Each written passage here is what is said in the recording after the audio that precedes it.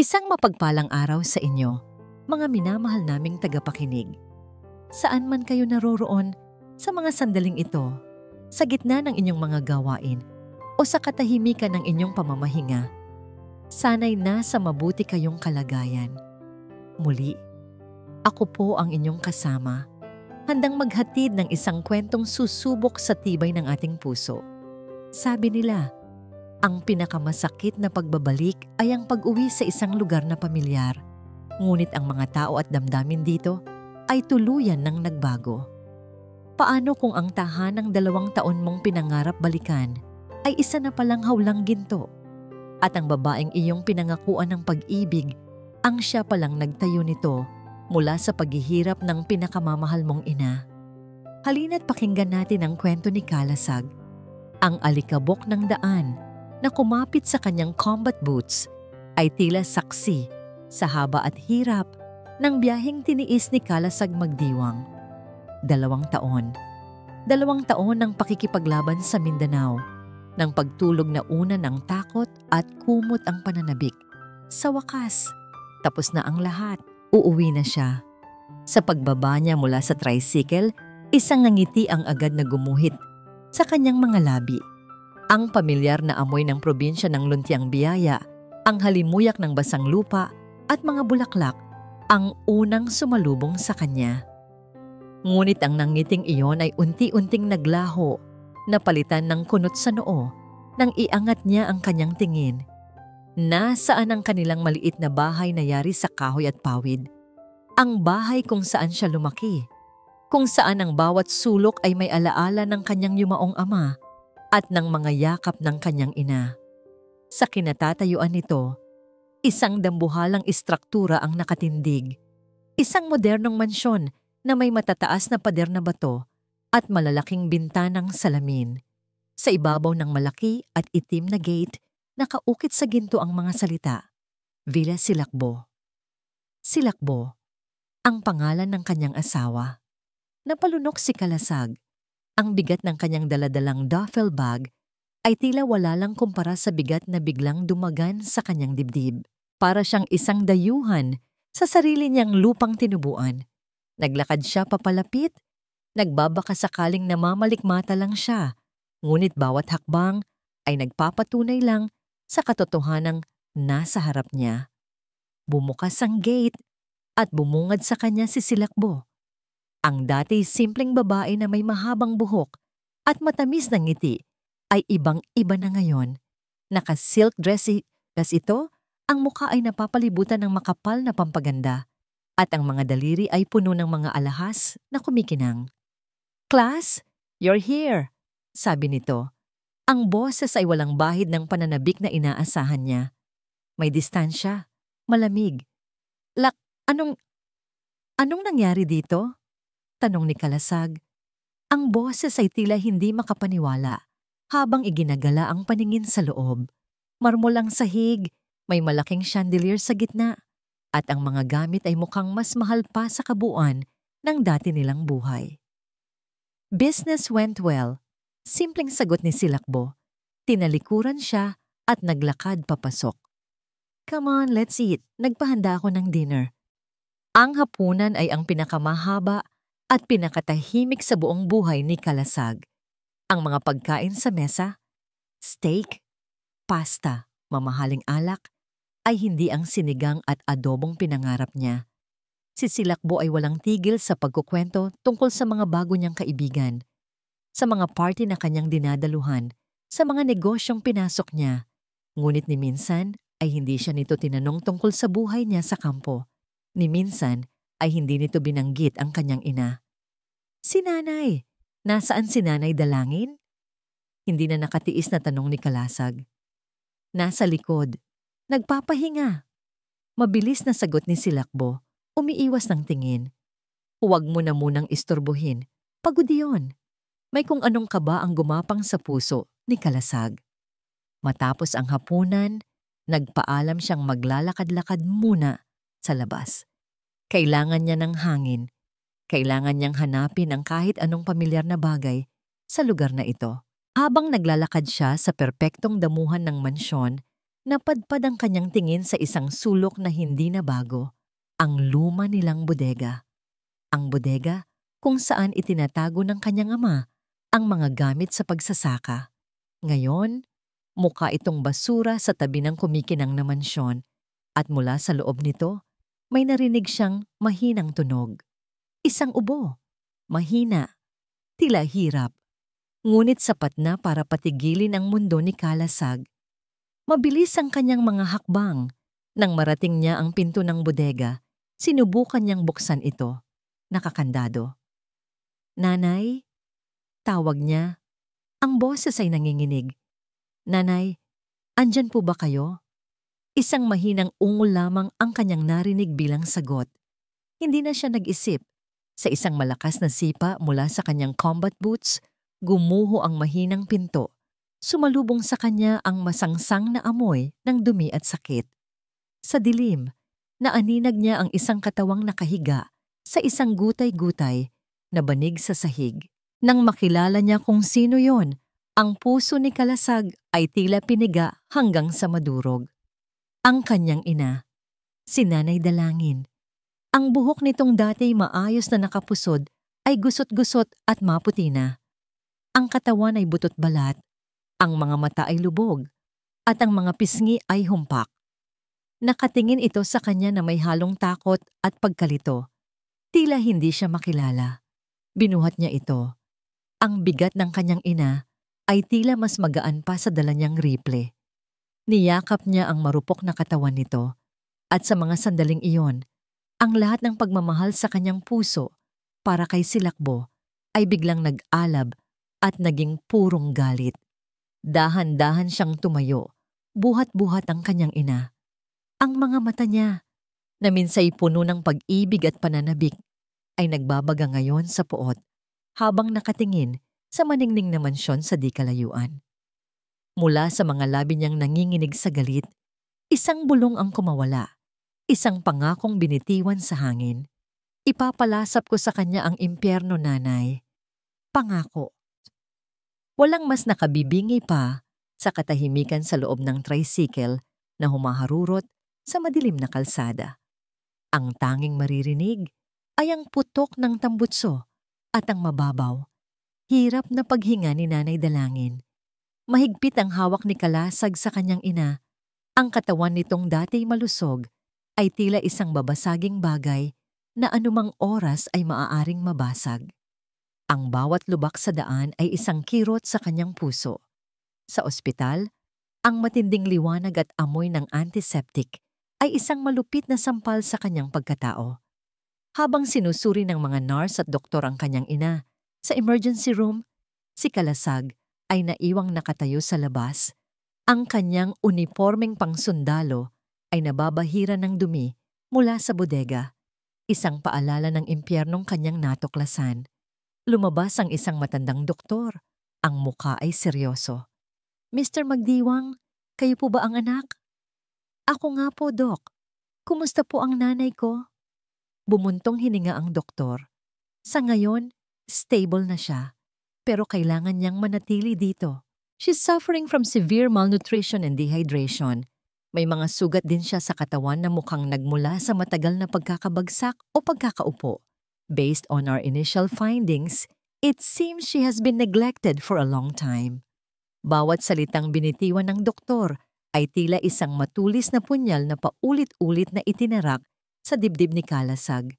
Severe malnutrition, dehydration, neglected.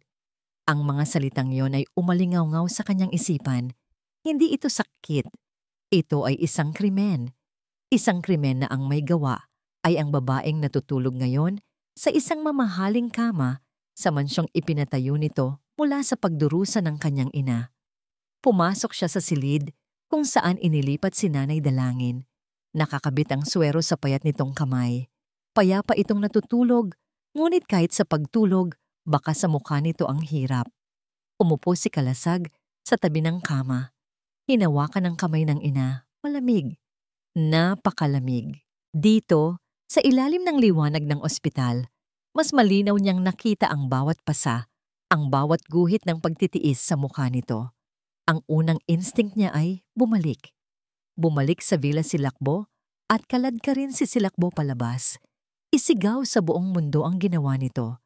Ngunit habang tinititigan niya ang payapang mukha ng kanyang ina, isang malamig na katinuan ang pumigil sa kanya. Hindi makakatulong ang iskandalo sa paggaling ni nanay. Ang kailangan niya ay katahimikan. Ang kailangan niya ay hustisya.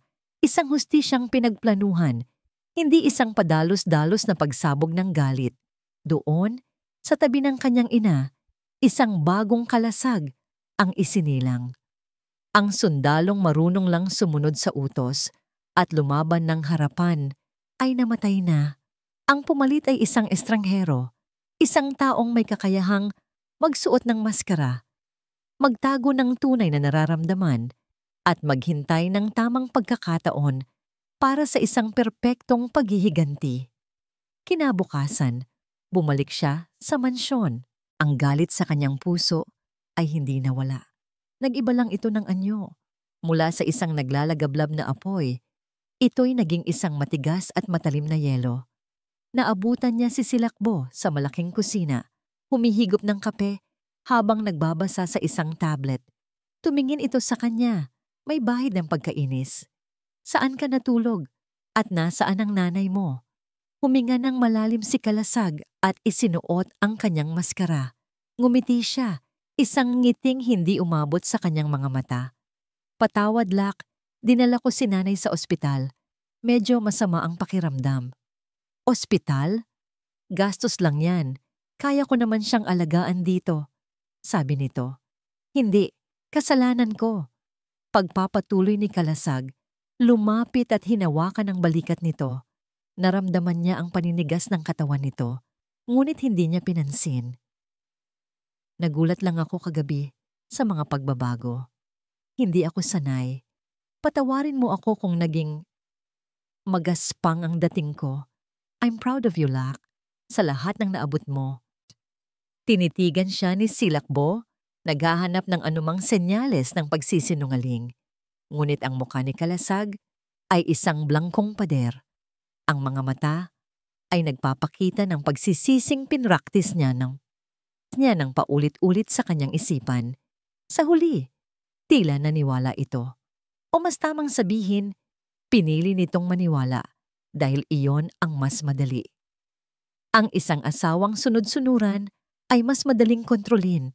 Mabuti kung nagkakaintindihan na tayo. Sabi nito, ang boses ay lumambot ng bahagya. Magpahinga ka na. Marami kang dapat malaman sa bago nating buhay. Tumangulang si Kalasag. Ngunit habang paakyat siya sa grandiosong hagdanan, alam niyang hindi siya magpapahinga. Nagsisimula pa lang ang kanyang misyon. Nang gabing iyon, hinintay niyang mahimbing ang tulog ni Silakbo. Dahan-dahan siyang bumangon, ang bawat galaw ay kalkulado. Tulad ng isang sundalong gumagapang sa teritoryo ng kaaway. Pinasok niya ang home office nito, isang silid na mas malaki pa sa dati nilang buong bahay. Binuksan niya ang laptop, protektado ng password. Sinubukan niya ang pangalan niya. Ang pangalan nito, ang petsa ng kanilang kasal. Walang gumana. Ngunit nang subukan niya ang pangalan sa gate, Villa Silakbo, bumukas ito. Napangisi siya ng mapait. Maging sa password, sarili lang nito ang iniisip. Sinimulan niyang halongkatin ang mga files, mga kontrata, mga bank statement, mga litrato ng mga party. At sa isang folder na may pangalang investments, isang dokumento ang kumuha ng kanyang atensyon. Isang listahan ng mga bank transfer. Paulit-ulit na malalaking halaga ang ipinapadala sa isang pangalan. Hindi ito pangalan ng kumpanya. Pangalan ito ng isang tao. A. Corpus. Sino si A? Corpus, at bakit milyon-milyon ang ibinibigay dito ni Silakbo? Ito ang unang sinulid. Ang unang hibla sa kumot ng kasinungalingan na unti-unti niyang hihilahin hanggang sa malansag ang lahat. Lumipas ang ilang araw na puno ng isang nakabibinging pagkukunwari. Para sa mga kasambahay at hardinero ng Villa Silakbo, si Kalasag ay ang ulirang asawa na kalalabas lang sa serbisyo. Maalaga, masunurin, at tila hanga sa lahat ng tagumpay ng kanyang asawa. Tuwing umaga, ipinaghahanda niya ng kape si Silakbo. Tuwing gabi, tinatanong niya ito tungkol sa kanyang negosyo nang may buong interes. Ngunit sa likod ng mga ngiting iyon, ang kanyang isipan ay gumagana na parang isang makina ng giyera. Pinag-aaralan niya ang bawat kilos ni Silakbo, ang bawat tawag sa telepono, ang bawat pangalang binabanggit nito.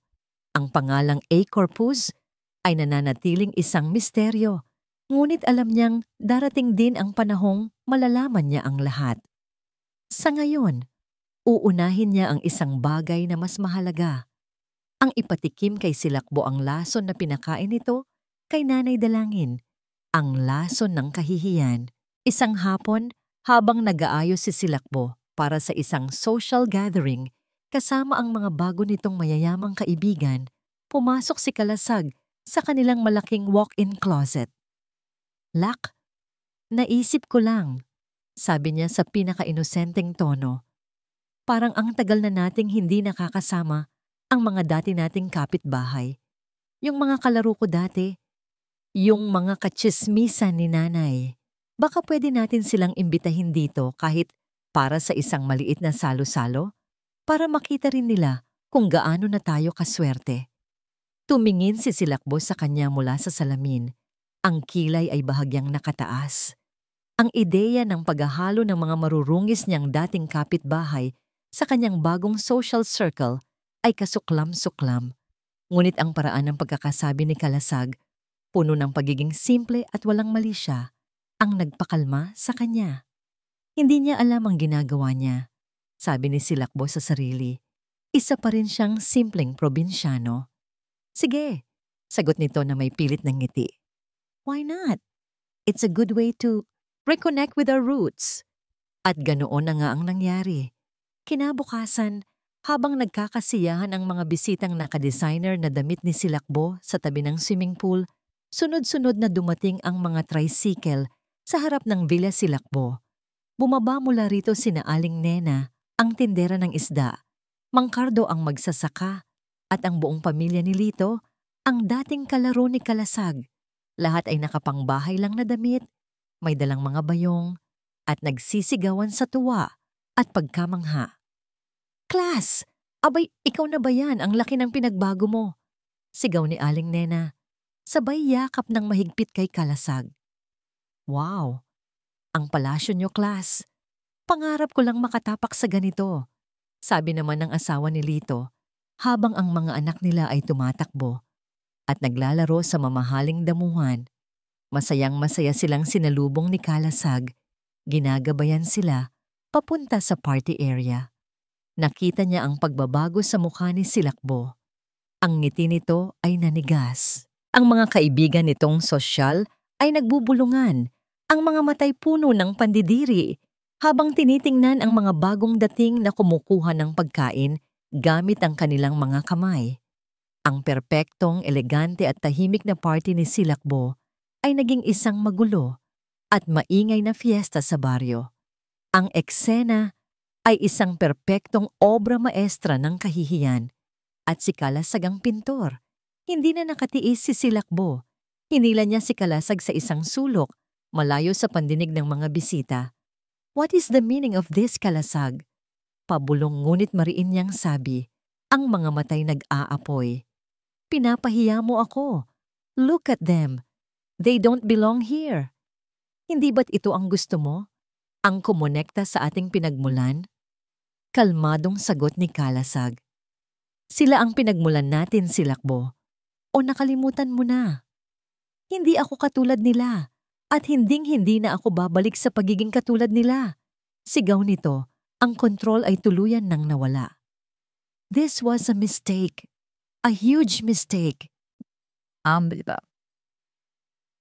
Bago pa man makasagot si Kalasag, tumalikod na ito at pumasok sa loob ng mansyon. Iniwan siyang mag-isa kasama ang kanyang maliit na tagumpay.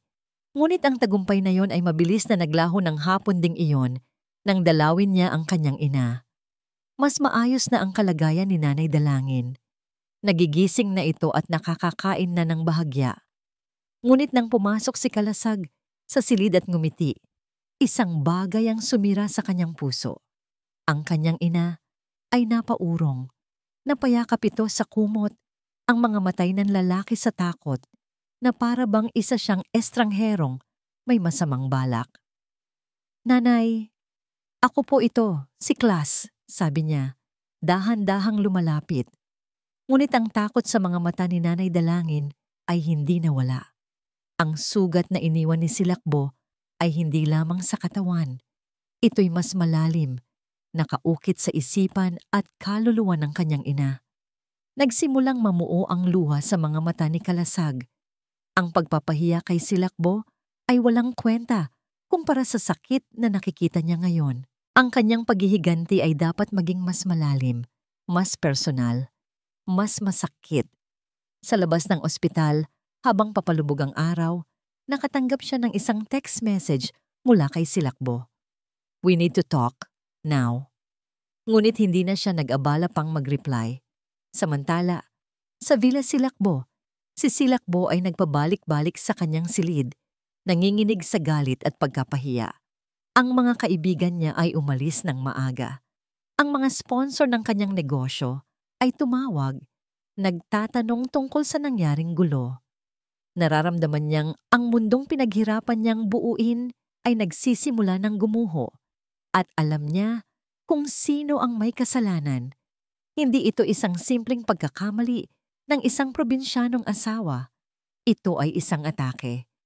Kinuha niya ang kanyang telepono, ang mga daliri nanginginig, habang hinahanap ang isang numero sa kanyang contacts.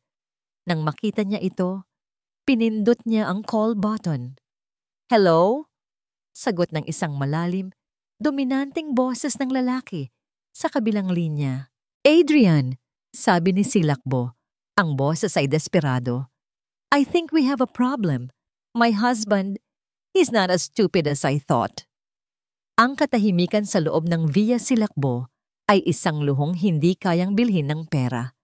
Ngunit para kay Silakbo Reyes, ang katahimikang ito ay hindi kapayapaan. Ito ay isang malaking, malamig na espasyo na nagpapalakas lamang sa tibok ng kanyang pusong puno ng kaba. Matapos ang tawag niya kay Adrian, hindi na siya mapakali. Ang bawat anino sa pasilyo ay tila anino ni Kalasag. Ang bawat ugong ng hangin ay tila isang akusasyon. Napatingin siya sa kanyang refleksyon sa malaking salamin na galing pa sa Europa. Nakikita niya ang isang babaeng nakasuot ng damit na nagkakahalaga ng sahod ng isang guro sa isang taon. Ang kanyang leeg ay napapalibutan ng diamante. Ang kanyang mukha ay isang perpektong obra ng mamahaling pampaganda. Ito ang mukha ng tagumpay. Ito ang mukha na pinangarap niya. Ngunit sa likod ng mga yon, saglit na sumilip ang isang multo. Ang multo ng isang payat na dalagitang nakayapak. Ang mga binti ay puno ng putik. Ang mga mata ay laging nakayuko sa kahihiyan. Naalala niya ang amoy ng kahirapan, ang kumakalam na sikmura, ang mga tingin ng pag-aglahi mula sa mga kaklaseng mayayaman. Ang pangako niya sa sarili habang nakatingin sa mansyon ng alkalde sa kanilang bayan noon, hinding-hindi na ako magiging ganito. Hinding-hindi na. Ang takot na yon, ang takot na bumalik sa putik, ang nagtulak sa kanya na gawin ang lahat. Iyon ang nagbigay lakas sa kanya na ikulong si Nanay Dalangin sa bodega. Para sa kanya, ang matanda ay isang buhay na paalala ng kahapong gusto na niyang ibaon sa limot. Kinailangan niyang makita si Adrian. Nagkita sila sa isang mamahaling restaurant sa syudad, isang lugar kung saan ang mga ordinaryong tao ay sa labas lang makakatingin. Si Adrian Corpus ay isang lalaking nasa edad 40. Matipuno ang katawan, laging nakasuot ng mamahaling damit, at may mga matang tila kayang basahin ang kaluluwa ng sino mang kausap niya. Siya ang anino sa likod ng tagumpay ni Silakbo. "You look stressed, Lak," sabi ni Adrian, habang isinasali ng red wine sa kanyang kopita. "Paano ako hindi ma-stress?" Sagot ni Silakbo. Ang boses ay mahina. "Ang asawa ko, Adrian, Iba siya. Hindi siya ang lalaking simple at sunod-sunuran na iniwan ko 2 taon na. Ang nakalipas, may ginagawa siya. May plano siya. Tumawa ng bahagya si Adrian. Lahat ng sundalo, pag-uwi, nag-a-adjust. Give him time. He will get used to his new cage. A golden one at that. Hindi mo naiintindihan. Giit ni Silakbo. Inimbitahan niya ang mga dating kapitbahay sa party ko. Pinahiya niya ako sa mga koneksyon ko. At ang mga tingin niya, parang may tinatago. Parang may alam na siya. Doon nawala ang nangiti sa mukha ni Adrian. Ang usapan ay hindi na tungkol sa problema sa kasal, kundi sa problema sa negosyo. At si Silakbo, ang kanyang proyekto, ang kanyang investment, ay parte ng negosyong yon. Ano ang gusto mong gawin ko? Tanong ni Adrian. Ang boses ay bumaba, naging seryoso. Gusto mo bang kausapin ko siya? Alam ni Silakbo kung ano ang ibig sabihin ng kausapin. Ito ang lengguwahe ng kapangyarihan at karahasan na natutunan niya mula kay Adrian. Isang pag-uusap na maaaring magtapos sa isang aksidente o sa biglaang pagkawala. Ngunit sa hindi maipaliwanag na dahilan, nag-alinlangan siya. Bigla niyang naalala si Kalasag, hindi ang sundalong may matalim na tingin ngayon, kundi ang binatang nang harana sa kanya sa ilalim ng puno ng mangga na nangakong bibigyan siya ng isang simpleng buhay na puno ng pagmamahal. Isang maliit, nakakainis na tinig sa kanyang puso ang bumulong. Mahal mo pa rin ba siya? Hindi pa sa ngayon. Nauutal niyang sagot. Ako muna ang bahala. Bigyan mo lang ako ng oras. Tinitigan siya ni Adrian ng matagal, tila sinusuri ang kanyang kahinaan. Sige. Pero tandaan mo, Lak, malaki na ang puhunan ko sa'yo. Huwag mong hayaang masira ang lahat ng ito dahil lang sa isang sentimental na sundalo. Umuwi si Silakbo sa mansyon na mas mabigat ang dibdib. Ang Villa Silakbo, ang kanyang palasyo, ay tila isa na ngayong kulungan. Ang bawat mamahaling gamit ay parang isang malamig na rehas. Ang yaman na akala niya ay magbibigay sa kanya ng kalayaan ay siya palang kadenang gumagapos sa kanya kay Adrian. Huminto siya sa harap ng malaking salamin sa pasilyo. Tinitigan niya muli ang kanyang refleksyon. Sino ba talaga ang babaeng ito? Ang babaeng handang ipagpalit ang lahat para sa pera? Ang babaeng kayang talikuran ang pag-ibig at saktan ang isang taong walang ginawa kundi ang mahalin siya? Sa isang iglap, nasuklam siya sa kanyang sarili. Biglang nag-vibrate ang kanyang telepono. Isang mensahe. Mula kay Adrian, binuksan niya ito. Ito ay isang litrato. Malinaw, kuha mula sa malayo. Nasa litrato si Kalasag, seryosong nakikipag-usap sa isang lalaking nakabarong sa labas ng isang gusali na mukhang munisipyo. Ang lalaking kausap nito ay may dalang briefcase, mukhang abogado. Kasunod ng litrato ay isang maikling mensahe. He's making a move. Decide, Lak, or I will. Ang lahat ng pag-aalinlangan at bahagyang pagsisisi na naramdaman ni Silakbo ay biglang naglaho na parang bula. Napalitan ito ng purong takot at ang takot ay mabilis na naging desperasyon. Hindi na ito isang laro. Ito na ay isang digmaan para sa kanyang kaligtasan. At sa digmaang ito, isa lang ang maaaring manalo. Ang litratong ipinadala ni Adrian kay Silakbo ay isang babala. Ngunit para kay Kalasag, ang pakikipagkitang iyon ay isang kinakailangang hakbang. Ang lalaking nakabarong ay si Attorney David Santos, isang dati niyang kababata na ngayon ay isa ng matagumpay na abogado. Sila'y nagkita hindi sa opisina, kundi sa isang maliit na kapihan kung saan hindi sila paghihinalaan. Class, sigurado ka ba dito? Tanong ni David, habang inilalatag sa mesa ang mga dokumentong nakuha niya. Ang kalaban mo ay hindi lang ang asawa mo. This Adrian Corpus, malaking isda siya, maraming koneksyon, at marumi kong maglaro. Kailangan kong malaman ang totoo, Dave. Matigas na sagot ni Kalasag. Hindi lang para sa nanay ko, para na rin sa sarili ko. Kailangan kong malaman kung paano na itayo ang mansyong yon. Ipinakita ni David ang mga dokumento, mga business registration, mga permit. Lahat ay nakapangalan sa isang kumpanyang pag-aari ni Silakbo. Sa papel, lahat ay mukhang legal, ngunit ang paunang kapital, ang malaking halaga ng perang ginamit para simulan ng lahat, ay hindi tugma sa anumang loan o ipon. May pera siyang hindi maipaliwanag kung saan galing, sabi ni David. At ang paulit-ulit na pag-transfer ng pera kay A. Corpus. Mukhang hindi ito investment class. Mukhang pagbabayad ito ng utang. Ang mga salitang yun ay tumatak sa isipan ni Kalasag. Isang utang, ngunit utang para saan? Habang pauwi, isang alaala ang biglang pumasok sa kanyang isipan. Isang pag-uusap nila ni Nanay Dalangin bago siya umalis para sa kanyang misyon. Anak, itong titulo ng lupa, ingatan mo, sabi ng kanyang ina noon habang iniaabot ang isang lumang sobre. Ito na lang ang tanging naiwan sa atin ng tatay mo. Huwag na huwag ninyong ipagbibili kahit anong mangyari. Ang titulong iyon ay ipinagkatiwala niya kay Silakbo. Ang lupang iyon, isang maliit na sakahan na hindi kalayuan sa kanilang bahay, ay ang kanilang ugat. Doon unang nagtanim ang kanyang ama. Doon siya unang natutong maglakad. Isang malamig na takot ang biglang gumapang sa kanyang buong katauhan. Isang takot na mas malala pa sa kahit anong laban na kanyang naranasan. Hindi maaari.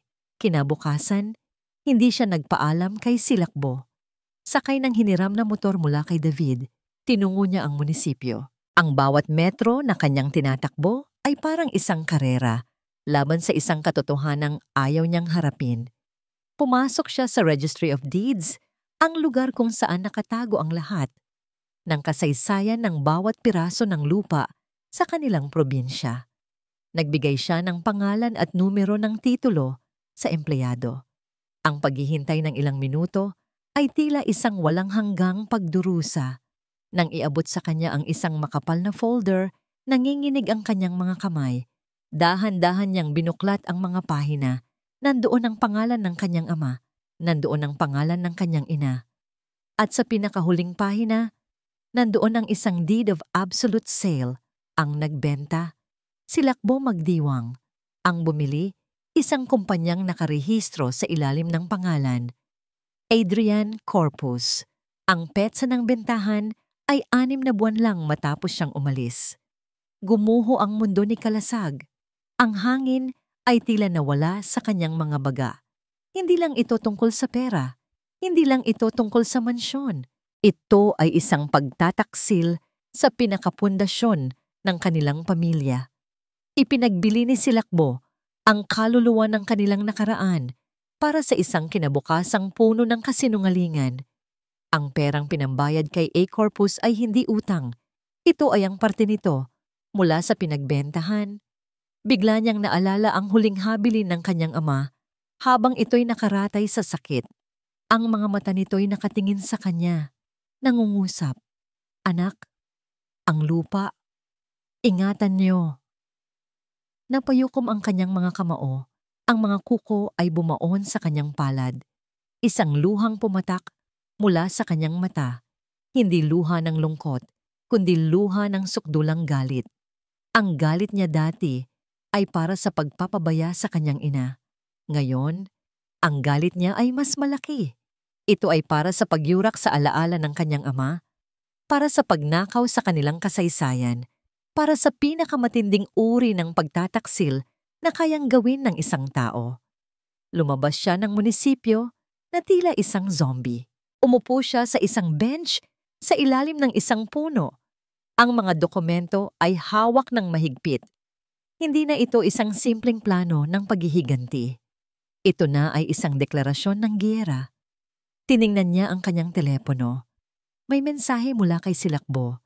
Nagtatanong kung nasaan na siya at kung dadalo siya sa isang malaking party na inorganisa nito para sa mga investor ngayong gabi. Isang malamig, mapait na ngangisi ang gumuhit sa kanyang mga labi. Nagtipa siya ng sagot. Ngunit bago pa niya ito maipadala, isang tawag ang pumasok. Si Silakbo. Sinagot niya ito. Ang kanyang boses, nang magsalita siya, ay hindi niya nakilala. Kalmado ito, malamig, walang emosyon. Parang boses ng isang berdugong naghihintay ng tamang oras. Hello? Class, nasaan ka na? Magsisimula na ang party. Kailangan nandito ka. Sabi ni Silakbo sa kabilang linya, may bahid ng pagkainis. Papunta na ako. Sagot ni Kalasag. Tumingin siya sa papalubog na araw. Ang langit ay kulay dugo. Enjoy your party tonight, my dear wife. It will be your last. Ibinaba niya ang tawag bago pa man makasagot si Silakbo. Ang sundalo ay handa na para sa kanyang huling misyon. Hindi para ipagtanggol ang bayan, kundi para wasakin ang isang kahariang itinayo sa mga kasinungalingan. Ang hardin ng Villa Silakbo ay naging isang dagat ng mga kumikinang na ilaw at mga taong may peking ngiti. Ang hangin ay puno ng tunog ng mahinang jazz music, tawanan ng mga mayayamang bisita at kalansing ng mga kopita ng champagne. Sa gitna ng lahat, si Silakbo Reyes ay parang isang reyna sa kanyang kaharian. Suot ang isang mamahaling pulang bestida na bumabagay sa kanyang kumpiyansa. Bawat ngiti niya ay kalkulado. Bawat pakikipag-usap ay isang transaksyon. Ito ang gabi niya. Ang gabi kung saan ipapakita niya sa lahat na siya, ang dating probinsyana, ay nararapat na mapabilang sa kanilang mundo. Ngunit sa likod ng kanyang mga ngiti, may isang maliit na kaba. Ang huling pag-uusap nila ni Kalasag sa telepono ay nag-iwan ng isang kakaibang lamig sa kanyang sistema. Wala pa ito, at ang pagkawala nito ay isang butas sa kanyang perpektong gabi. Nang halos na sa kasagsagan na ng party, biglang humina ang musika. Isang spotlight ang tumutok sa maliit na entablado na inihanda para sa isang anunsyo. At mula sa gilid ng entablado, lumabas si Kalasag. Hindi siya nakasuot ng mamahaling suit. Ang suot niya ay isang simpleng puting polo at itim na pantalon, ang damit na madalas niyang isuot noong sila'y nagsisimula pa lang. Ang kanyang presensya ay kaagad na kumuha ng atensyon ng lahat. Ang kanyang mukha ay kalmado, ngunit ang kanyang mga mata ay may bigat na tila kayang lumunod sa sinuman. Natigilan si Silakbo. Hindi ito ang inaasahan niya. Lumapit siya sa paanan ng entablado. Class, anong ginagawa mo? Bumaba ka dyan. Ngumiti si Kalasag sa kanya, isang ngiting hindi umabot sa kanyang mga mata. Kinuha niya ang mikropono. Magandang gabi po sa inyong lahat. Ipagpaumanhin niyo po ang aking abala. Ang kanyang boses, pinalakas ng sound system, ay umalingaw-ngaw sa buong hardin. Ako po si Kalasag Magdiwang, ang asawa ng inyong kahangahangang host, si Silakbo. Nagpalakpakan ang mga tao. Iniisip na ito'y isang matamis na sorpresa. Marami po sa inyo ang humahanga sa aking asawa. Pagpapatuloy ni Kalasag. Humahanga sa kung paano niya naitayo ang lahat ng ito mula sa wala. Marami ang nagtatanong, saan nga ba nagsimula ang lahat? Ngayong gabi, nais kong ibahagi sa inyo ang kanyang success story. May kung anong mali. Nararamdaman ito ni Silakbo sa kaibuturan ng kanyang kaluluwa. Ang kaba sa kanyang dibdib ay naging isang malakas na dagundong ng takot. Sa likod ni Kalasag, ang malaking puting screen na kanina'y nagpapakita ng mga larawan ng party ay biglang umitim. Pagkatapos, isang dokumento ang lumitaw. Isang kopya ng Deed of Absolute Sale ng lupang minana niya sa kanyang ama. Nanlaki ang mga mata ni Silakbo. Ang dugo ay tila umalis sa kanyang mukha. Ang pundasyon ng lahat ng ito, sabi ni Kalasag, ang boses ay matatag at malinaw, ay nagsimula sa isang piraso ng lupa.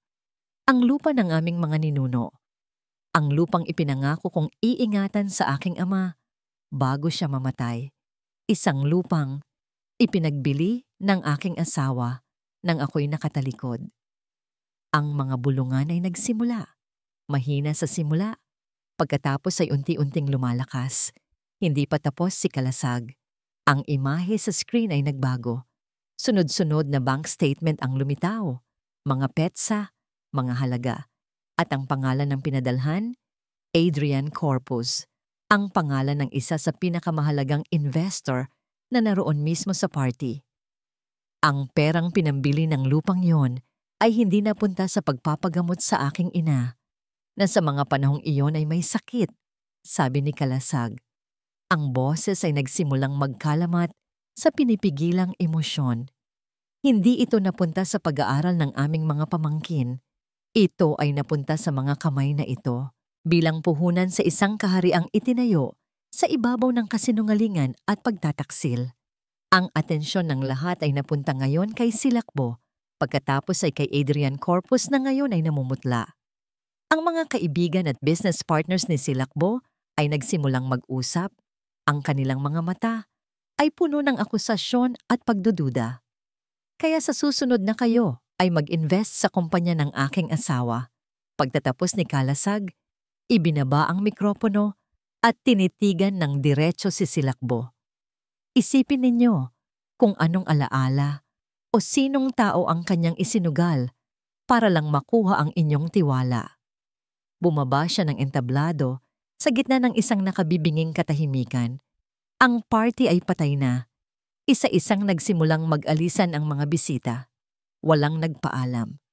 Ang kanilang pag-iwas at mga mapanghusgang tingin ay mas masakit pa sa sampal para kay Silakbo. Naiwan siyang nakatayo sa gitna ng hardin. Napapaligiran ng mga palamuting ni ngayon ay tila nangungutya sa kanya. Ang kanyang pulang bestida ay parang isang simbolo ng kanyang kahihiyan.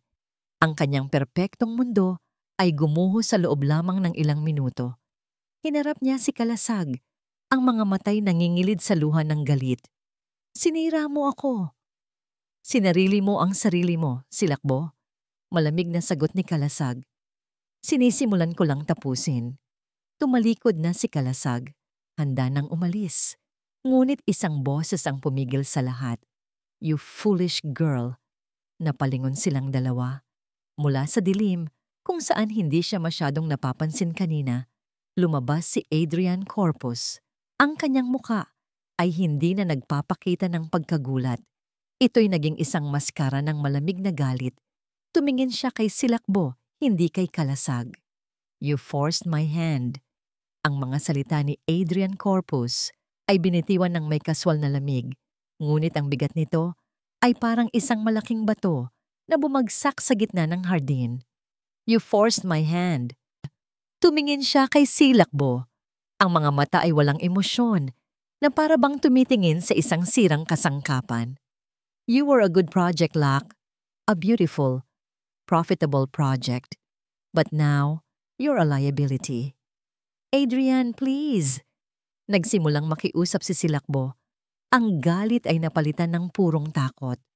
Kaya kong ayusin to. Umiling si Adrian. Isang maliit, mapang-insultong iling. Kinuha niya ang kanyang telepono at nag-dial. Tumingin siya kay Kalasag habang itinataas ang telepono sa kanyang tainga. Hindi na ito tungkol sa'yo, sundalo. Negosyo ito. May kinausap siya sa kabilang linya. It's done. Proceed as planned. Ibinaba niya ang tawag. Tinalikuran niya silang dalawa na parang mga basurang iniwan sa daan at nagsimulang maglakad palayo. Ang kanyang mensahe ay malinaw. Tapos na ang laro. At silang dalawa ang talo. Nang mawala na si Adrian sa dilim, ang lahat ng pinipigilang galit ni Silakbo ay bumaling kay Kalasag. Masaya ka na? Sigaw niya. Ang boses ay basag sa pag-iyak at puot. Sinira mo ang lahat. Hindi lang ako, kundi pati ikaw. Hindi mo kilala si Adrian. Hindi mo alam ang kaya niyang gawin. Ang tanging sinira ko ay ang kaharian ng kasinungalingan na itinayo mo. Mariing sagot ni Kalasag, hindi matinag. At kung ano man ang gagawin niya, handa akong harapin. Ang mahalaga, nalaman ng lahat ang totoo. Ang totoo? Tumawa si Silakbo ng walang saya. Anong silbi ng katotohanan kung pareho tayong babagsak? Akala mo ba mananalo ka? Sa mundong ito, class, hindi sapat ang pagiging tama. Kailangan mong maging makapangyarihan. Habang sila'y nagsasagutan, isang tunog ang unti-unting pumailan lang sa katahimikan ng gabi. Isang sirena. Papalapit. Papalakas. Hindi ito sirena ng ordinaryong pulis. Iba ang tunog. Mas malalim. Mas mapilit. Pareho silang natigilan. Nagkatinginan sila at sa unang pagkakataon, mula nang umuwi si Kalasag, iisang emosyon ang makikita sa kanilang mga mata. Pangamba. Ilang sandali lang, 2 sasakyan ng military police ang huminto sa harap ng gate ng Villa Silakbo. Mabilis na bumaba ang mga unipormadong lalaki, ang kanilang mga galaw ay mabilis at propesyonal. Pumasok sila sa hardin. Ang kanilang mga bota ay yumuyurak sa mga nahulog na palamuti ng party. Sergeant Kalasag magdiwang, tanong ng pinuno ng grupo. Isang lalaking may matigas na mukha at mataas na ranggo. Ako nga po, sagot ni Kalasag. Nararamdaman na ang panlalamig ng kanyang dugo. Inilabas ng opisyal ang isang nakatuping papel. Sa bisa ng isang warrant na inilabas ng military command, inaaresto ka namin sa salang abandonment of post, conduct unbecoming of a soldier, at pakikipagsabwatan sa mga ilegal na gawain. Ano? Walang katotohanan yan, sigaw ni Kalasag. Hindi ako nag-awol. Katatapos lang ng tour of duty ko. Lahat ng yan ay sasagutin mo sa korte marsyal, malamig na sabi ng opisyal. Posasanan. 2 MP ang lumapit at marahas na ipinilipit ang mga braso ni Kalasag sa kanyang likuran.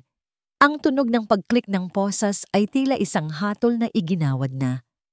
Sa mga sandaling iyon, napatingin si Kalasag sa di kalayuan, sa labas ng gate. Nakita niya ang kotse ni Adrian nakaparada sa ilalim ng isang puno. Nakababa ang bintana nito at sa loob, naaninag niya ang mukha ni Adrian, bahagyang nasisinagan ng ilaw mula sa poste. Nakangisi ito, isang nangiting nagpapahayag ng absolutong tagumpay. Doon na pagtanto ni Kalasag ang lahat, ang kanyang paghihiganti, ang kanyang perpektong plano. Lahat ng yon ay isang laro lang pala na pinayagang mangyari ni Adrian. At nang hindi na nito gusto ang laro, simpleng inalis nito ang lahat ng pyesa sa chessboard habang hinihila siya palayo. Ang kanyang mga mata ay hindi na nakatingin kay Silakbo o sa mga sundalong umaaresto sa kanya. Ang mga mata niya ay napako sa bintana sa ikalawang palapag ng mansyon. Ang bintana ng silid kung saan niya inilipat ang kanyang ina mula sa ospital kaninang umaga. Isang alon ng pagsisisi at kawalan ng pag-asa ang bumalot sa kanya. Nabigo siya.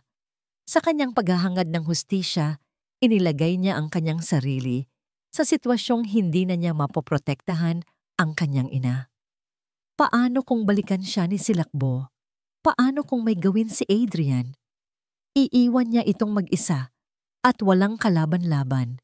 Sa loob ng silid, nagising si Nanay Dalangin dahil sa ingay ng mga sirena at sigawan. Dahan-dahan siyang bumangon. Ang katawan ay nanghihina pa.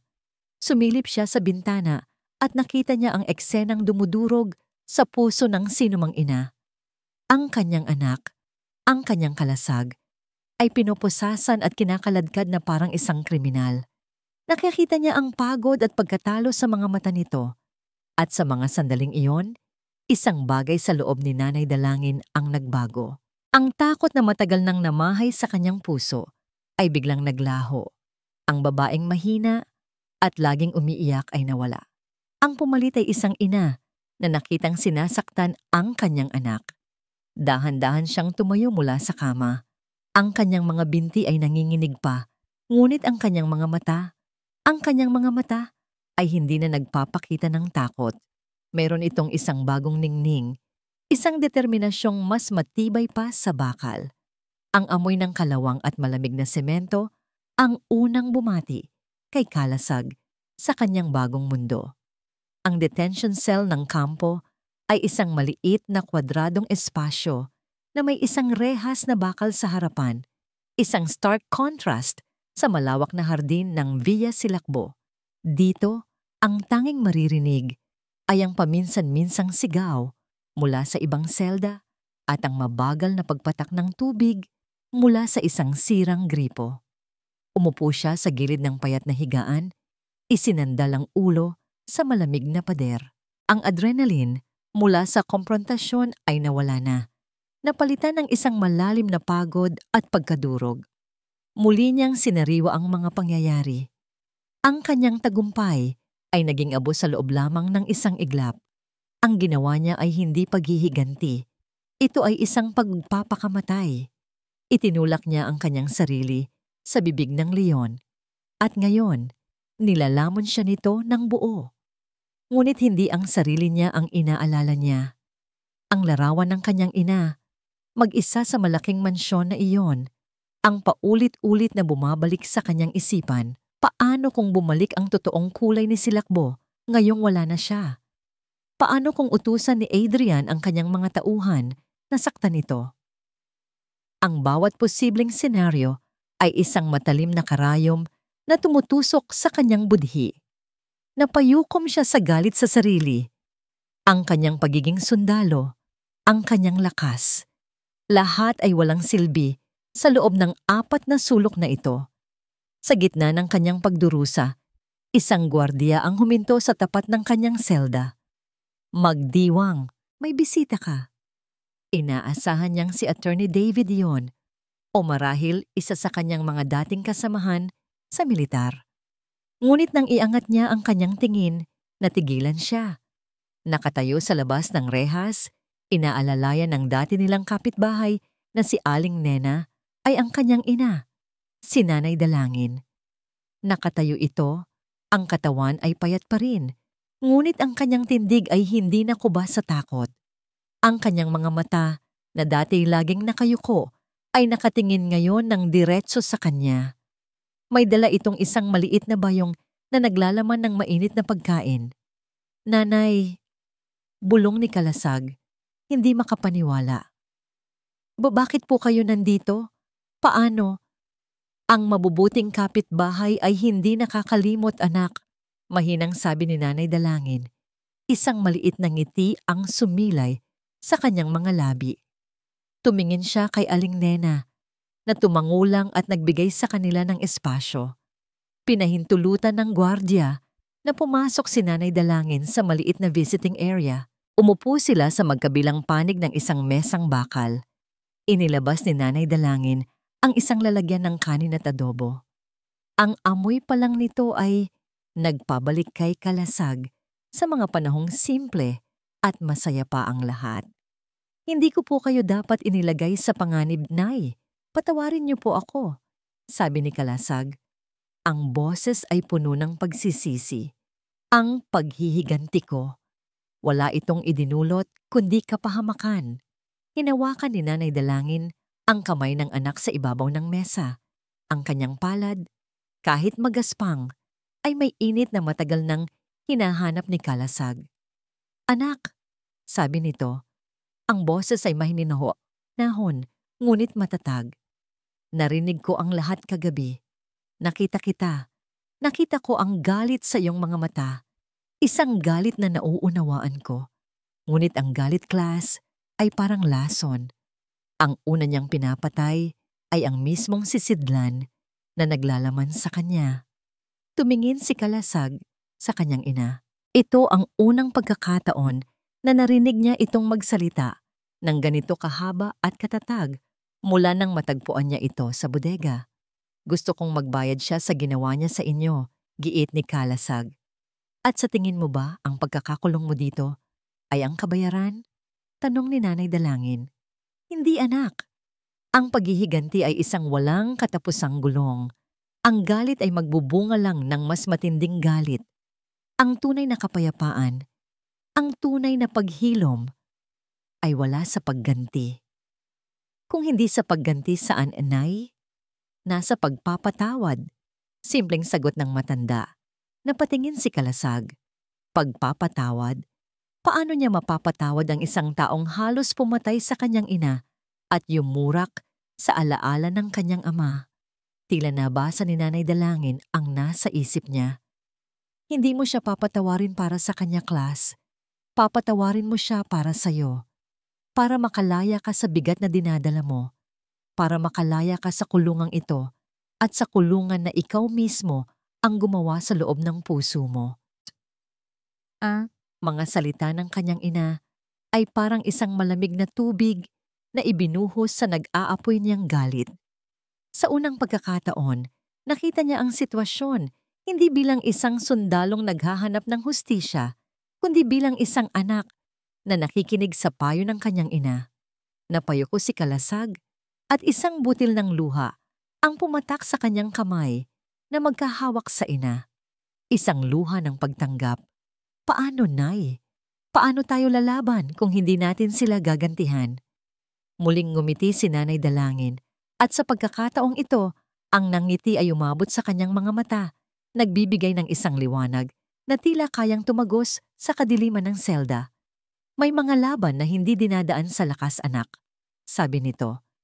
May mga laban na ipinapanalo sa pamamagitan ng panalangin at ng isang bagay na mas makapangyarihan pa sa pera o impluensya, ang katotohanan na nagmumula sa isang pusong marunong magpatawad. Itinaas niya ang tingin, puno ng pag-asa at pagtataka. Hayaan mo na ang paghihiganti, bulong ng kanyang ina. Ako na ang bahala, anak. Manalig ka. Kinabukasan, ang Villa Silakbo ay balot sa isang nakakabinging katahimikan. Ang mga natirang dekorasyon ng party ay tila mga basurang nangungutya. Ang mga kasambahay ay kumikilos ng walang imik, takot magsalita. Mula nang arestuhin si Kalasag, si Silakbo ay nagkulong sa kanyang kwarto. Hindi siya kumakain, hindi siya natutulog. Ang tanging kasama niya ay ang bote ng alak at ang mga anino sa kanyang isipan na wala na ang lahat. Ang kanyang mga kaibigan ay hindi na sumasagot sa kanyang mga tawag. Ang kanyang mga investors ay nagpadala na ng mga liham mula sa kanilang mga abogado. Ang kahariang itinayo niya ay gumuho na at siya ang reynang naiwang nakaupo sa mga guho nito. Ngunit higit sa nawalang pera at reputasyon, ang pinakamasakit ay ang imahe ng mukha ni Kalasag, ang sakit, ang galit, ang pagtataksil. At sa likod nito, ang multo ng isang matandang babae na kanyang ikinulong at hinayaang magdusa. Sa gitna ng kanyang pagwawala, isang katok sa pinto ang nagpatigil sa kanya. Hindi isang malakas na katok ng isang gwardiya, kundi isang mahina, magalang na pagkatok. Umalis kayo, sigaw niya. Ngunit ang pinto ay dahan-dahang bumukas. At sa labas nito, nakatayo ang taong pinakahuli niyang inaasahang makita. Si Nanay Dalangin. Nakatayo ito roon. Suot ang isang simpleng duster. Ang buhok, kahit may mga puti na, ay maayos na nakapusod. Payat pa rin, ngunit hindi na mukhang marupok. Sa kanyang mga mata, walang galit, walang panunumbat. Ang mayroon lang ay isang malalim na kalmadong hindi maunawaan ni Silakbo. Anong ginagawa mo dito? Tanong ni Silakbo. Ang boses ay magaspang. Nandito ka ba para pagtawanan ako? Para ipamukha sa akin na nanalo ka na? Umiling si Nanay Dalangin. Pumasok ito sa kwarto, ang mga mata ay tinitingnan ang nagkalat na bote at ang magulong paligid. Hindi ito nandidiri. Tila naaawa pa ito. Wala akong dalang galit, Silakbo, mahinang sabi ng matanda. Wala ring nanalo dito. Lahat tayo ay talo. Mula sa kanyang bulsa may kinuha si Nanay Dalangin. Isang maliit, luma, at medyo pudpud ng suklay na yari sa kahoy. Itinungtong niya ito sa ibabaw ng mamahaling vanity table ni Silakbo. Naalala ni Silakbo ang suklay na yon. Iyon ang regalo sa kanya ni Nanay Dalangin nung araw ng kasal nila ni Kalasag. Para sa maganda kong manugang, sabi nito noon, ang mga matay puno ng pag-asa at pagmamahal. Sana'y suklayin nito ang lahat ng gusot sa inyong pagsasama. Naaalala mo pa ba ang babaeng unang humawak ng suklay na yan? Tanong ni Nanay Dalangin. Ang babaeng simple lang ang pangarap, ang mahalin ng anak ko at bumuo ng isang masayang pamilya.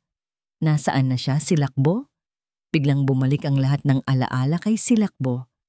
Ang pananabik, ang pag-ibig, ang mga pangakong binitiwan niya, hindi lang kay Kalasag, kundi pati na rin sa sarili niya.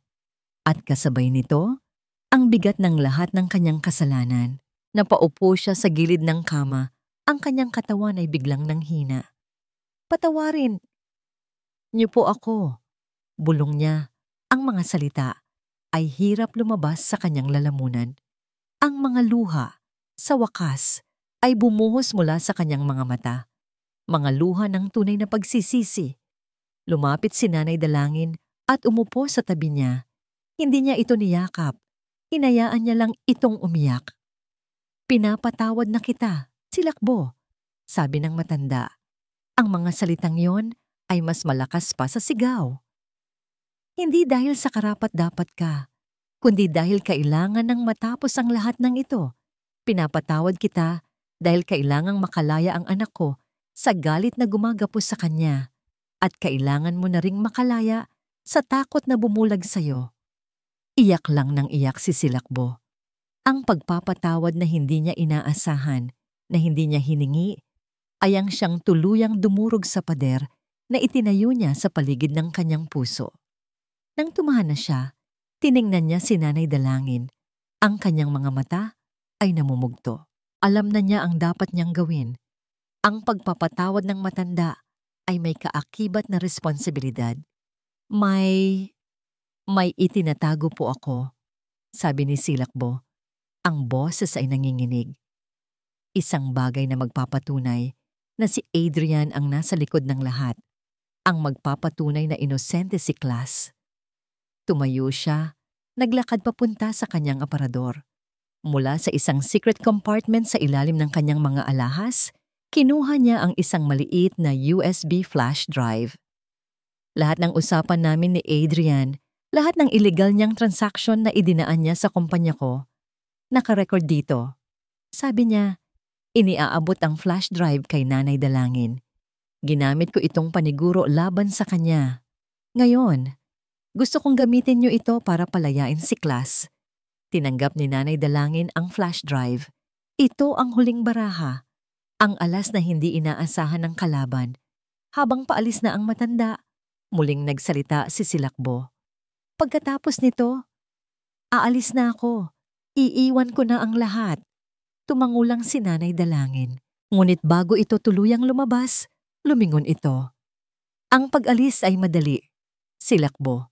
Ang tunay na hamon ay ang hanapin ang sarili mo saan ka man magpunta. Nang maiwang mag-isa, kinuha ni Silakbo ang kanyang telepono. Hinanap niya ang numero ni Adrian Corpus. Huminga siya ng malalim. Pinatatag ang kanyang loob. Kailangan niyang gawin ang huling hakbang. Kailangan niya ng isang huling pagkukunwari para mailagay ang leon sa loob ng hawla. Pinindot niya ang call button. Adrian, sabi niya nang sagutin nito ang tawag. Sinisikap na ibalik ang dati niyang tono ng kumpiyansa at pagkamadrama. You were right. I was a foolish girl. Glad you finally realized that. Malamig na sagot sa kabilang linya.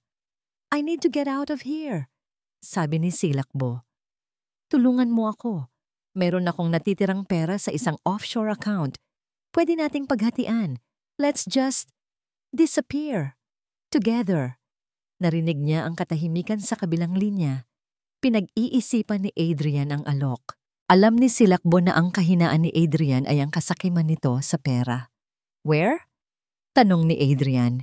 Nagbigay si Silakbo ng pangalan ng isang luma at abandonadong pier sa kabilang bayan. Isang lugar na madilim at walang masyadong tao. Mamayang gabi, midnight, dalhin mo ang pasaporte at pera. Pagkatapos nito, wala nang Silakbo, wala nang Adrian. We'll start new. I'll be there, sabi ni Adrian bago ibaba ang tawag. Ibinaba ni Silakbo ang telepono. Ang kanyang kamay ay nanginginig. Ang bitag ay naihanda na. Ang huling baraha ay hindi lang ang ebidensya. Ito rin ay ang kanyang sarili. Bilang pain. Ang abandonadong pier ay nababalot ng dilim at ng maalat na amoy ng dagat. Ang tanging liwanag ay nagmumula sa buwan at sa mga ilaw ng paparating na sasakyan ni Adrian Corpus. Pumarada ito at bumaba. Dala ang isang itim na briefcase. Maingat niyang iginala ang kanyang paningin. Ang lugar ay tahimik. Masyadong tahimik. Sa dulo ng pier, nakatayo si Silakbo. Ang kanyang silweta ay nababanaag sa liwanag ng buwan. Ang hangin ay nililipad ang kanyang buhok na para bang isang eksena sa pelikula. "You came," sabi ni Silakbo nang makalapit si Adrian. "Of course," sagot ni Adrian. Isang mapanuyang ngiti ang gumuhit sa kanyang labi. "I never turn down a good business deal. Where's the money? Where's my passport?" Tanong pabalik ni Silakbo. Itinaas ni Adrian ang briefcase. "It's all here. Now give me the account details." Ngunit bago pa man makasagot si Silakbo, sunod-sunod na malalakas na ilaw ang biglang bumukas mula sa mga nakatagong truck sa paligid. Ang buong pier ay biglang naligo sa liwanag. Kasabay nito, mula sa likod ng mga container van, lumabas ang mga pulis at mga sundalo. Ang kanilang mga armas ay nakatutok lahat kay Adrian. "Adrian Corpus, you're under arrest!" Sigaw ng hepe ng pulisya. Natigilan si Adrian. Tumingin siya sa paligid, pagkatapos ay kay Silakbo. Ang kanyang mukha ay nagpakita ng isang emosyong bihirang makita sa kanya. Pagkabigla. Hindi siya makapaniwala na nalinlang siya ng babaeng akala niya ay hawak niya sa kanyang palad. "You!" Bulong niya. Ang mga matay nanlilisik sa galit. "You betrayed me!" "Natututunan ko lang sa pinakamagaling," malamig na sagot ni Silakbo. Habang pinoposasan si Adrian at isinasakay sa sasakyan ng pulis, ang USB flash drive na ibinigay ni Silakbo kay Nanay Dalangin, na agad namang ipinasa kay Attorney David, ay ginagawa na ang trabaho nito. Ang ebidensya ay hindi mapag-aalinlanganan. Ang mga kasinungalingan ay nagwakas na. Kinabukasan, ang rehas na bakal ng selda ni Kalasag ay bumukas, hindi para sa oras ng pagkain o pagbisita, kundi para sa kanyang kalayaan. "Sergeant Magdiwang, you are free to go," sabi ng opisyal mula sa MP. "All charges against you have been dropped. There has been a misunderstanding." Lumabas si Kalasag mula sa kampo, huminga ng isang malalim na hininga ng malayang hangin. Ang araw ay sumisikat at para sa kanya, ito ang unang totoong umaga sa loob ng napakatagal na panahon. Ang unang hinanap ng kanyang mga mata ay ang kanyang ina at si Attorney David na naghihintay sa kanya sa labas. Walang salitang namutawi. Isang mahigpit na yakap mula sa kanyang ina ang nagsabi ng lahat. Ngunit alam niyang may isang huling bagay pa siyang kailangang gawin. Isang huling pagharap. Kinagabihan, nagpunta siya sa Villa Silakbo, ang mansyon na dati simbolo ng kapangyarihan at kasinungalingan ay tila isa na ngayong malaking puntod, madilim, tahimik, walang buhay. Naabutan niya si Silakbo sa sala, nakaupo sa gitna ng mga nakabalot ng gamit. Nakabihis ito ng simpleng damit, walang alahas, walang pampaganda. Ito na muli ang babaeng una niyang nakilala, ngunit ang mga mata nito ay pagod at basag. Hindi sila nagsalita ng ilang sandali. Tinitingnan lang nila ang isa't isa. Dalawang taong pinag-isa ng pag-ibig at pinaghiwalay ng kasakiman. "Salamat," unang nagsalita si Kalasag. Hindi ito ang inaasahan ni Silakbo. "Hindi ko ginawa yun para sa'yo," sagot ni Silakbo, umiiwas ng tingin. "Ginawa ko yun para sa nanay mo at para sa sarili ko." Tumango si Kalasag. "Alam ko." Lumapit siya at inilapag sa mesa sa pagitan nila ang isang sobre. Isang sobreng naglalaman ng mga pirmadong papeles ng diborsyo. "Sinabi sa akin ni nanay na patawarin ka," sabi ni Kalasag. Ang boses ay kalmado. At sinusubukan ko. Hindi ko masasabing kaya ko na ngayon. Siguro, hindi na magbabalik ang dati. Pero ang galit, ang poot, ayoko na siyang dalhin pa. Itigil na natin to. Tumingin si Silakbo sa mga papel, isang luha ang pumatak. Mula sa kanyang mata at tumama sa sobre. Ito na ang katapusan. Ang hatol na siya mismo ang humiling. Aalis na ako bukas, sabi niya. Wala akong dadalhin. Lahat ng ito, sa inyo na. Hindi namin kailangan to, sagot ni Kalasag. Ang kailangan lang namin ay katahimikan. Tumayo na si Kalasag. Naglakad siya papalabas ng mansyon at sa pagkakataong ito, hindi na niya nilingon pa ang babaeng minsan niyang minahal ng buong buhay. Ang bawat hakbang palayo ay isang hakbang papalapit sa kapayapaang matagal na niyang hinahanap. Naiwan si Silakbo. Mag-isa sa gitna ng kanyang gintong hawla, kinuha niya ang mga papeles. Sa ilalim ng sobre, may isang bagay na iniwan si Kalasag. Ang luma at pudpod na suklay na yari sa kahoy. Niyakap niya ito ng mahigpit at sa katahimikan ng malaking bahay, ang kanyang mga hikbi ang tanging maririnig. Ang yaman ay nawala. Ang kapangyarihan ay naglaho. Ang natira na lang ay ang katotohanan. Isang katotohanang masakit. Ngunit sa wakas ay nagpapalaya. Lumipas ang 6 na buwan. Ang Villa Silakbo, ang dambuhalang monumento ng kasakiman, ay naibenta na. Ang perang pinagbentahan sa utos ni Kalasag ay ipinamigay sa isang lokal na bahay ampunan at sa isang charity para sa mga pamilya ng mga sundalo. Wala silang tinirang kahit isang sentimo mula rito. Sa isang maliit na bahagi ng probinsya ng Luntiang Biyaya, sa isang lupang nabili nila mula sa maliit na naipon ni Kalasag sa serbisyo, isang bagong tahanan ang itinayo. Hindi ito isang mansyon. Isa itong maliit na bahay na yari sa kahoy at kawayan. Halos katulad ng dati nilang bahay, ngunit mas matibay ang pundasyon. Napapaligiran ito, hindi ng matataas na pader, kundi ng mga bagong tanim na gulay at mga namumulaklak na halaman. Isang hapon, abala si Kalasag sa paggawa ng isang silyang tumba-tumba para sa kanyang ina. Ang bawat pukpok ng martilyo ay hindi na tunog ng galit o paghihiganti, kundi tunog ng paglikha. Ang kanyang mga kamay, na dating sanay sa bigat ng riple, ay natututo ng muli sa sining ng pagbubuo. Class, anak, magmeryenda ka muna. Tawag ni Nanay Dalangin mula sa maliit na kusina. Ngumiti si Kalasag. Lumapit siya sa kanyang ina, na ngayon ay malusog na. Ang dating takot sa mga mata nito ay napalitan na ng kapanatagan. Ang mga ngiti nito ay madalas na ngayon, lalo na kapag pinagmamasdan niya ang kanyang maliit na hardin. Umupo sila sa may bintana, pinagsasaluhan ang mainit na ginataang bilo-bilo at salabat. Mula sa kanilang kinauupuan, tanaw nila ang luntiang paligid at ang mga ibong malayang lumilipad. May sulat na dumating para sa'yo kanina, sabi ni Nanay Dalangin, sabay abot ng isang sobre. Galing ito kay Attorney David. Binuksan ito ni Kalasag at binasa ng tahimik.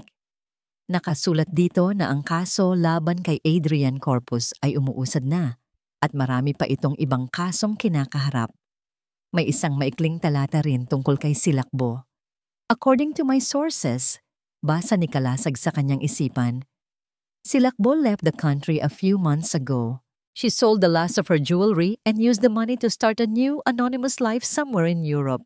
No one has heard from her since. Tinupi niya ang sulat at ipinatong sa mesa. Hindi sila nag-usap tungkol dito. Ang pangalan ni Silakbo ay isang kabanatang isinara na nila. Hindi nila ito kinalimutan, ngunit pinili nilang huwag nang hayaan pa itong maging bahagi ng kanilang kasalukuyan.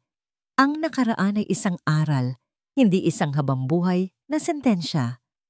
Maganda ang pagkakagawa mo sa upuan, anak. Pag-iiba ng usapan ni Nanay Dalangin, nakatingin sa ginagawang silya. Para po sa inyo yan, Nay, sagot ni Kalasag. Para kapag nagkakape kayo sa umaga, komportable kayo habang pinapanood ang pagsikat ng araw. Ngumiti ang matanda. Hinawakan nito ang kamay ng anak. Ang kapayapaan, class. Hindi pala ito hinahanap sa malalaking bagay.